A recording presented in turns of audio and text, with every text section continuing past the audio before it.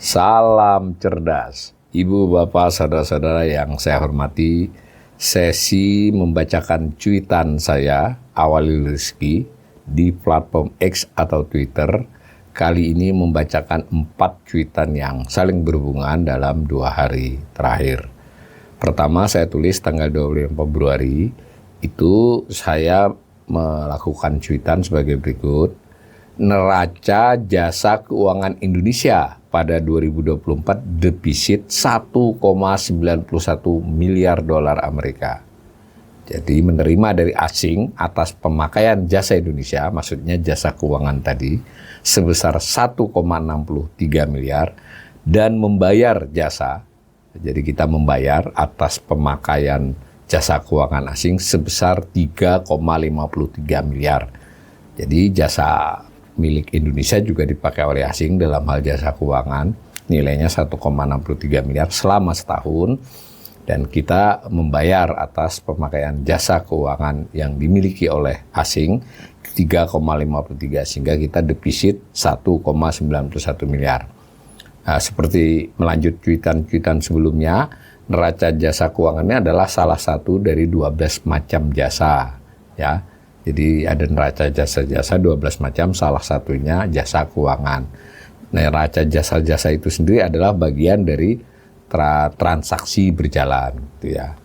Nah, saya perlihatkan juga di cuitan tersebut grafik dari tahun 2004 ya sampai dengan 2024. Itu dari 2004 berarti sekitar 25 tahun data. Itu yang orange menunjukkan disebut ekspor karena artinya kita menjual jasa keuangan kepada asing. Yang biru menunjukkan impor, artinya kita membeli jasa keuangan asing. Nah, nampak garis biru, grafik biru, batang biru itu lebih besar dari batang orange ya. Dari dahulu sudah begitu. Nah, cuma dalam 3 tahun terakhir 2022, 2023, 2024 nampaknya laju membayar jasa keuangan asing itu lebih besar dibandingkan kita menerima. Ini mungkin bisa dikaitkan dengan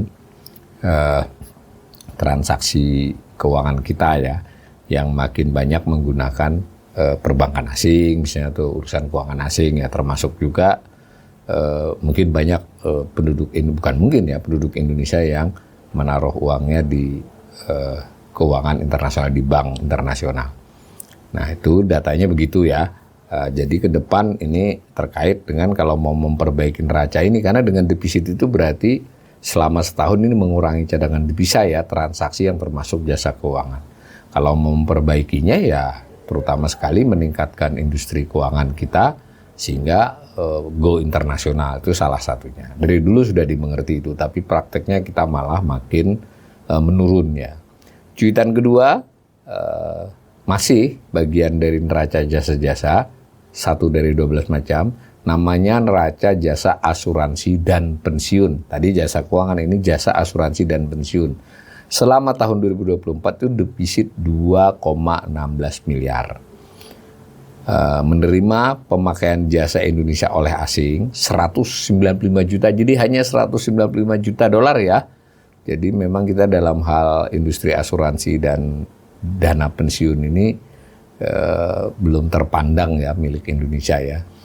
Nah, pada saat yang bersamaan kita membayar kepada asing 2,35 miliar. Jadi banyak berarti transaksi terkait asuransi dan dana pensiun kita Indonesia, penduduk Indonesia, saya ulangi, penduduk itu kalau dalam pencatatan transaksi internasional ya bisa personal, bisa perusahaan, bisa pemerintah, bisa lembaga.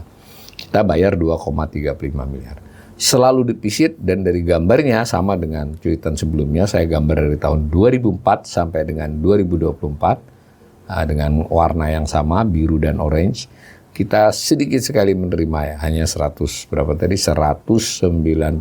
juta, membayarnya sudah 2,35 miliar.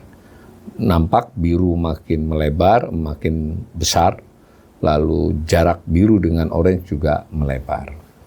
Nah, cuitan ketiga masih juga terkait dengan neraca jasa-jasa dari 12 macam.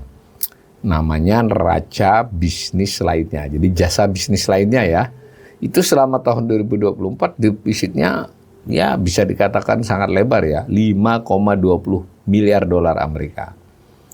Ya, tetapi dalam hal bisnis lainnya ini kita menerima dari asing juga cukup besar nih, 8,74 miliar. Namun membayarnya jauh lebih besar lagi, yaitu 13,95 miliar. Apa yang dicakup oleh jasa bisnis lainnya ini banyak ya, pada prinsipnya adalah jasa perdagangan, jasa konsultasi dan lain sebagainya yang tidak termasuk jasa-jasa yang disebut terdahulu tadi. Nah, misal komisi dan broker perdagangan, rental tanpa operator. Rental tanpa operator ini mungkin yang besar itu seperti menyewa rig ya untuk mengeksploitasi minyak ya, di laut itu kan besar itu sewanya. Lalu juga mencakup juga jasa seperti kehumasan, periklanan, riset pasar dan lain-lain. Di jasa bisnis lainnya disebut jasa bisnisnya tidak termasuk yang sudah kita cuit beberapa kali.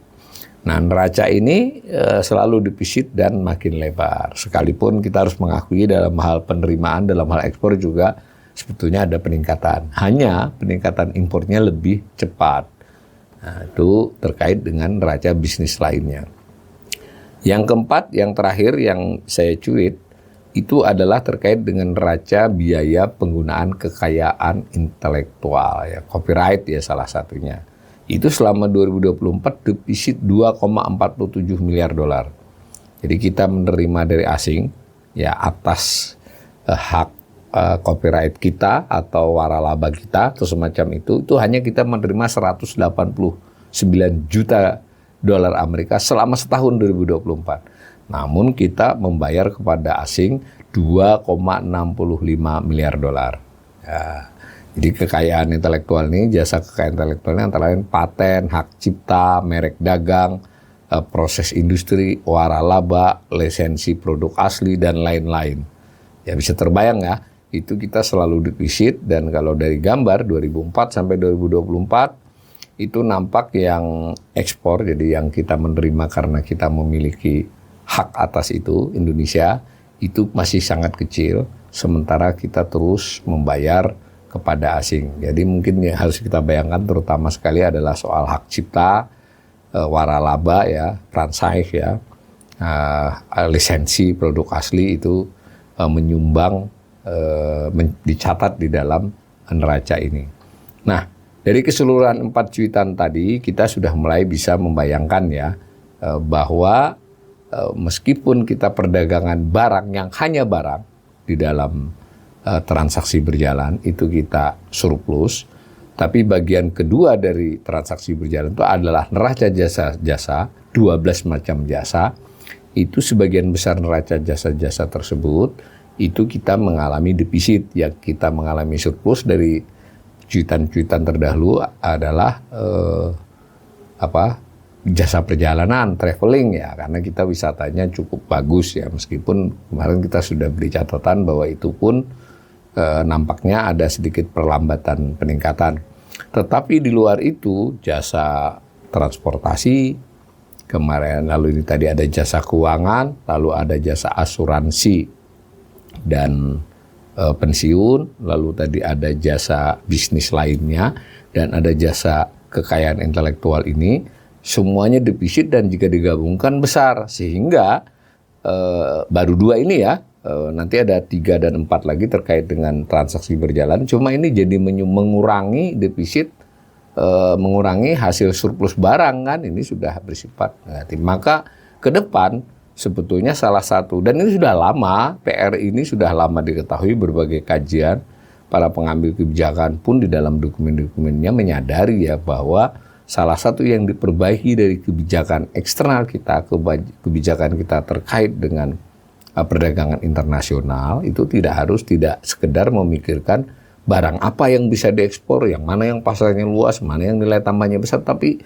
aspek yang tidak kalah pentingnya adalah memperbaiki jasa-jasa kita. Tadi kita sudah contohkan beberapa jasa-jasanya, dan menurut potensi, karena kita sudah banyak tahu ya sebenarnya ya bahwa orang Indonesia itu tidak kalah pinter generasi-generasi mudanya jago lah semua ini, termasuk nanti kekayaan intelektual ini kan pencipta-pencipta kita juga kuat ya, tetapi ini kan memerlukan iklim industri dan dukungan pemerintah untuk pengembangan lebih lanjut. Nah, begitu juga dengan kita sempat singgung soal jasa keuangan, jangan sampai perbankan kita, industri keuangan itu jago kandang gitu. Begitu juga tadi ada soal asuransi dan pensiun. Nampaknya bisnis asuransi di Indonesia, industri asuransi itu sedang mengalami masa yang kurang bagus ya, di mana kredibilitas industri asuransi yang dimiliki, dikembangkan Indonesia yang termasuk yang besar dari BUMN itu sedang tidak begitu tidak kinclong lah. Maka berdampak pada jangankan pihak asing memakai itu, kita saja Indonesia yang swasta kan nggak bisa diatur oleh pemerintah, maksudnya hak mereka untuk memakai jasa misalnya asuransi asing atau dana pensiun asing untuk beberapa perusahaan yang beroperasi di Indonesia. Maka itu akan menekan pada neraca neraca transaksi internasional kita. Secara lebih khusus sudah saya sampaikan di 4 cuitan ini, dan nanti pada cuitan-cuitan selanjutnya kita akan lagi membahas bagian-bagian dari transaksi internasional.